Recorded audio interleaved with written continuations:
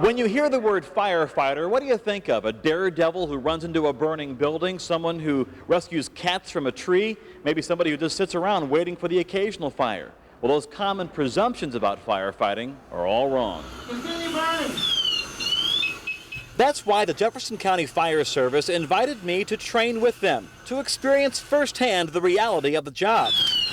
But before you get anywhere near a fire, where if you're on this side of the building, you should be in good shape. If you're on this side of the building, you're going to be eating a lot of smoke. you need training. If we're going to start any type of positive pressure ventilation, we've got to be ready to put the fire out. 40 weeks of training to become a volunteer firefighter with 100 hours of annual training after that. A lot of that is organizational, the chain of command, so everyone knows their job. It's about safety, creating habits and routines to keep you alive. One team's sole job is to stand by in case firefighters are in distress. Any one firefighter is a huge financial investment. Their gloves, hood, helmet, face mask, jacket, pants, boots, and the air cylinder all total about $5,000. But an even more important number is about the 2 minutes you have to put all this on.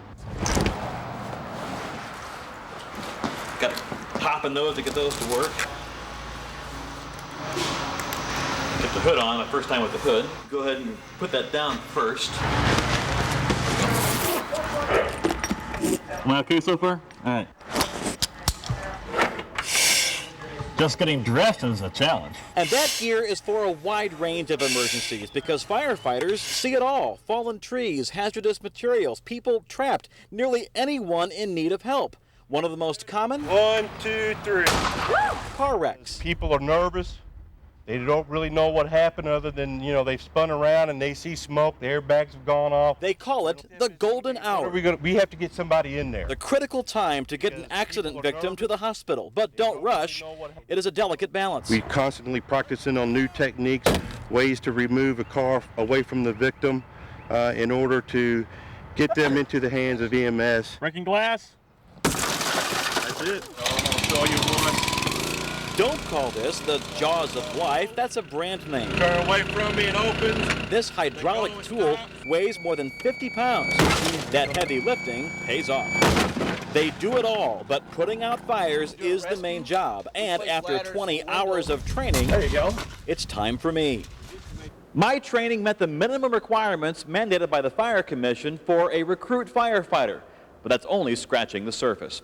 Joe Arnold, WHAS 11 News. I had to get at least 20 hours of training with the Jefferson County Fire Service before I was prepared to actually fight a fire. It's different in reality when you know you're entering a burning building to make sure you have a tight seal when you're just in training. Continue burning. And this is one of the most dangerous kinds of fires, a flashover. It has killed firefighters in Louisville.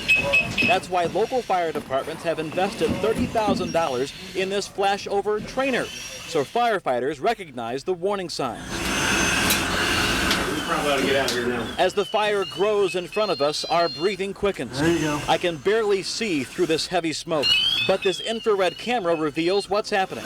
At 1,128 degrees Fahrenheit, carbon monoxide ignites. Flashover.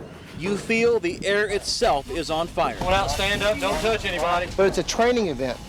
What we teach firefighters is to make sure if you see that and it happens, get out, cool it and get out.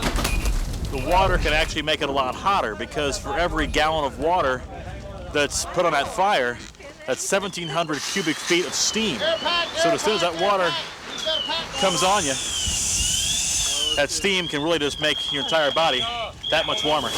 Typically, if you're trying to knock down the main body of fire, you're going to open it all the way up. It might be a controlled burn, You guys ready? but this is an exhilarating moment. It's now our job to put out the fire. Our training tells us never to let go of the hose, and if you're lugging the hose, never let go of your partner. Oh, you're nice and warm. On the way out, after the fire is out, there's no light. So you're just having to use the hose as your guide to be able to find your way back out. Other than that, you're completely in the dark. Outside of fire, you see the flames. Inside, it is this sound you listen for. This is as real as it gets for me. But in a real emergency, firefighters are assessing risks and multitasking. With one hand on the hose, the other on a partner, a firefighter pushes forward with one leg and sweeps the floor with the other in a search for victims. Here's where all that training kicks in the line of fire. We've addressed most major misconceptions about firefighters tonight, except for one. Don't call a firefighter if your cat is stuck in a tree. When it gets hungry enough, it'll come down on its own. Joe Arnold, WHAS 11 News.